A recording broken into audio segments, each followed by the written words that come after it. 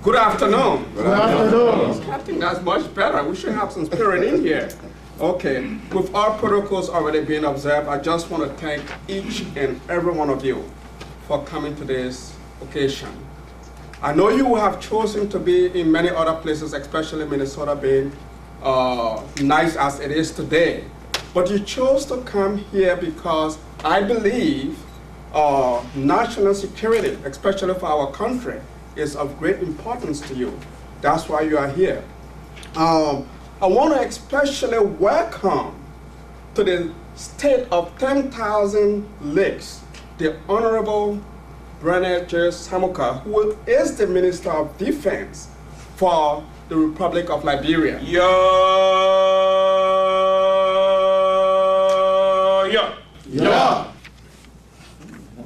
Let me just start by saying that OPODL was organized to do politics differently, to do development differently.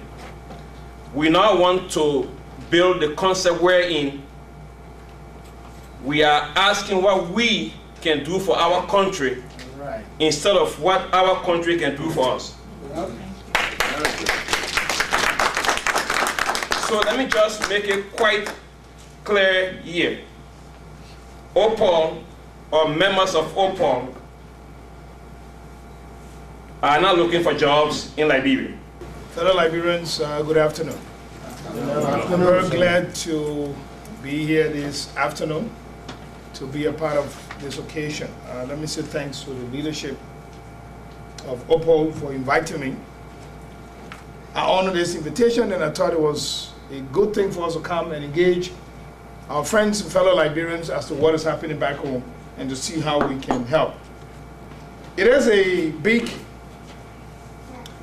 thing in my view to come out and talk about what is happening, particularly on the security sector and specifically the armed forces of Liberia.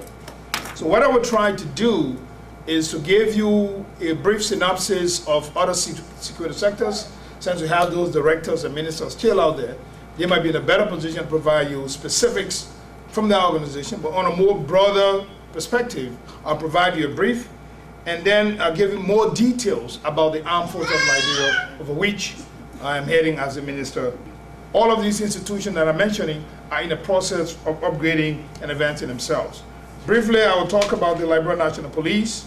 That's the old police headquarters. I'm sure many of you have seen it before. It is functioning. If they say it is not, it is. Yes, we have a challenge of electricity, but it is functioning. If you go there, you see the director and the others.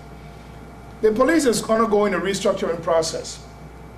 And that restructuring process is a continuous process. It's not something that happens and stops. On the other hand, the Bureau of Immigration has still not yet gone through that restructuring process. They have done their strategic plan. They have come up with what you call implementation matrix that has a costing factor. An implementation matrix are going to determine those individuals that need now to be retired. Those individuals that need to be recruited, for an example, and trained. Those equipment that need to be bought, whether it's communication, transportation, and what have you. Liberian National Fire Service. You say, oh, are they still existing? Of course they are. They still do the same place down on Ashland Street. You remember the story of the 1980s when one of our former ministers of justice passed there and they were playing Chaka Crown and King? I think you know the famous story, right? So hopefully we can get them restructured. That will probably help to minimize it. But we do have some equipment that are provided by the French government and some that we purchased there. They have been recently an in-service training that has been taking place, but they have a lot of challenges. As Samukai indicated, the Minister of National Defense have now relocated to his home in Barclay Training Center. This was since 1956. We've been on Benson Street. And we said Benson Street is not the home, it's a civilian setting. There's a need to get out. And with the support of the US government, they were able to refurbish the entire Barclay Training Center. And this is where the Minister of Defense and his two deputies sit. There are other buildings. This is the Alpha building, there's the Bravo building, there's the Charlie building, where the Chief of Staff sits. There's the Delta building where we have the maintenance and supplies.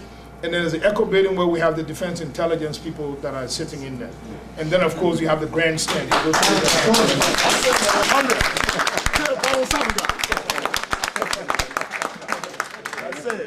Prior to January 2006, there was a discussion as to what should happen. It happened in Accra, 2003. They agreed to restructure the armed forces of Liberia with a new, look there, you see it, with a new command structure. When South Africa came out with the first money, South Africa, down south, came out with the first money of $5 million US. And then the Liberian government put in at least $1 million.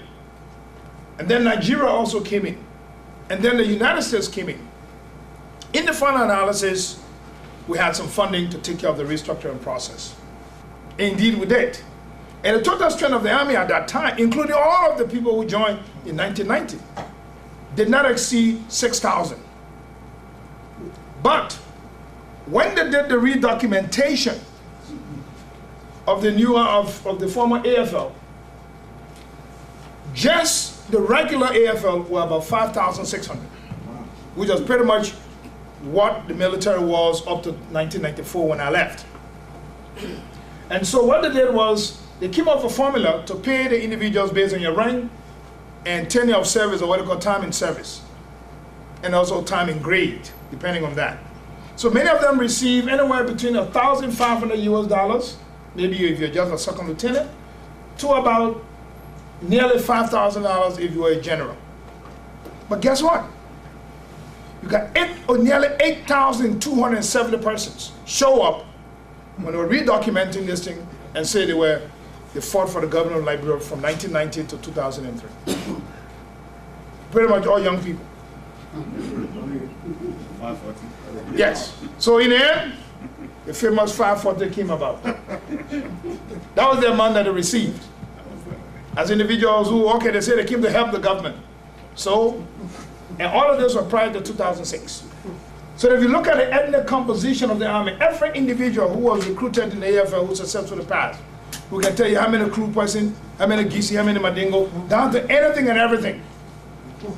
So over time, you can see there's a new dimension here. You see this track? Initially it was different, and so? Yeah. And next way, you still have people of interest. And then, of course, you have people here. And then you know this other one right here. And then you have the crew. And then you have the manos that are here. You have the guilds that are here. But you also have the crown. So you can see everybody is represented in the army. There's no ethnic dominance. No one exceeds 15%. So even if you went to, say, people who didn't put their tribe, they are still represented.